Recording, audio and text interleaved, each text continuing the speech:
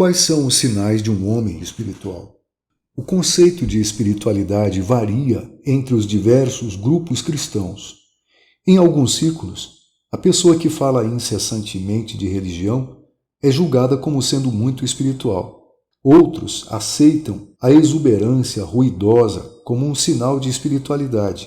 E em algumas igrejas, o homem que ora em primeiro lugar, por mais tempo e mais alto, consegue uma reputação de ser o mais espiritual na Assembleia.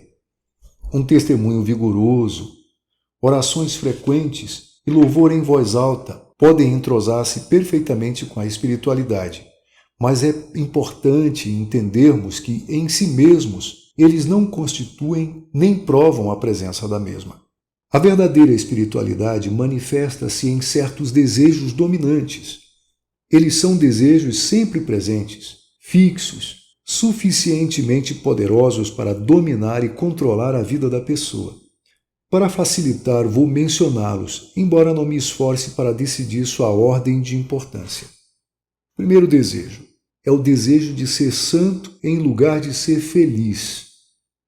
A busca da felicidade, tão difundida entre os cristãos que professam uma santidade superior, é prova suficiente de que tal santidade não se acha presente.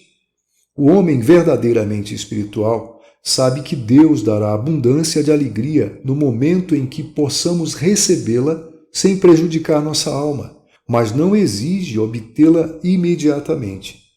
John Wesley falou a respeito de uma das primeiras sociedades metodistas, da qual duvidava terem seus membros sido aperfeiçoados em amor, pois iam à igreja para apreciar a religião em lugar de aprender como tornar-se santos. O segundo desejo é que o indivíduo pode ser considerado espiritual quando quer que a honra de Deus avance por meio de sua vida, mesmo que isso signifique que ele mesmo tenha de sofrer desonra ou perda temporárias. Um homem assim ora, dizendo: santificado seja o teu nome, e acrescenta baixinho: qualquer que seja o custo para mim, Senhor. Ele vive para honrar a Deus através de uma espécie de reflexo espiritual. Cada escolha envolvendo a glória de Deus, para ele, já está feita essa escolha antes de apresentar-se. Não é necessário que debata o assunto em seu íntimo, pois não há nada a discutir. A glória de Deus é necessária para ele. Ele a aspira, como alguém sufocando-se aspira o ar. O terceiro desejo é que o homem espiritual quer carregar a sua cruz. Muitos cristãos aceitam a adversidade ou a tribulação como um suspiro e as chamam de sua cruz, esquecendo de que tais coisas podem acontecer tanto a santos como a pecadores. A cruz é aquela adversidade extra que surge como resultado de nossa obediência a Cristo. Esta cruz não é forçada sobre nós. Nós voluntariamente a tomamos com pleno conhecimento das consequências.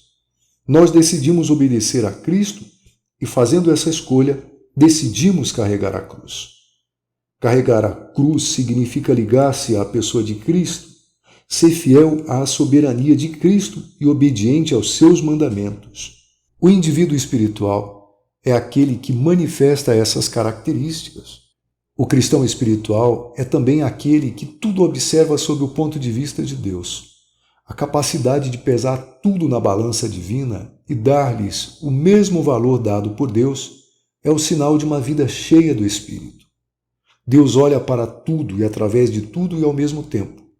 Seu olhar não repousa sobre a superfície, mas penetra até o verdadeiro significado das coisas. O cristão carnal olha para um objeto ou uma situação, mas pelo fato de não ver através dela, fica entusiasmado ou deprimido pelo que vê. O homem espiritual tem a capacidade para ver através das coisas como Deus vê e pensar nelas como Ele pensa. Ele insiste em ver tudo como Deus vê, mesmo que isso o humilhe e exponha a sua ignorância até o extremo de fazê-lo sofrer. Outro desejo do homem espiritual é morrer retamente em lugar de viver no erro. Um sinal seguro do homem de Deus amadurecido é de sua despreocupação com a vida.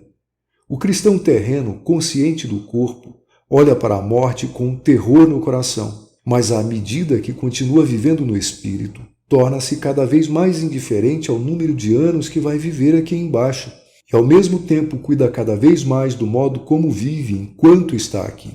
Não irá comprar alguns dias extras de vida ao custo da transigência ou fracasso.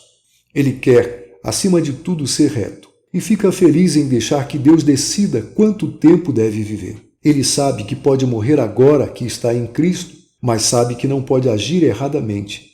E este conhecimento torna-se um giroscópio que dá estabilidade aos seus pensamentos e seus atos. O sexto ponto é que o desejo de ver outros progredirem com sua ajuda é outro sinal do homem que possui espiritualidade. Ele quer ver outros cristãos acima de si e fica feliz quando estes são promovidos e ele negligenciado. Não existe inveja em seu coração. Quando seus irmãos são honrados, fica satisfeito por ser essa a vontade de Deus, e essa vontade é seu céu na terra. O que é agradável a Deus lhe dá também prazer, e se for do agrado de Deus exaltar outrem acima dele, satisfaz-se com isso. O homem espiritual faz no geral juízos eternos e não temporais. Pela fé, supera o poder de atração da terra e o fluxo do tempo, e aprende a pensar e sentir como alguém que já deixou o mundo e foi juntar-se à imensa companhia dos anjos e à assembleia e igreja dos primogênitos arrolados dos céus. Um homem assim preferiria ser útil e não famoso, preferiria servir em lugar de ser servido. Tudo isto se realiza pela operação do Espírito Santo que nele habita. Homem algum pode ser espiritual por si mesmo. Apenas o Espírito da liberdade pode tornar o homem espiritual.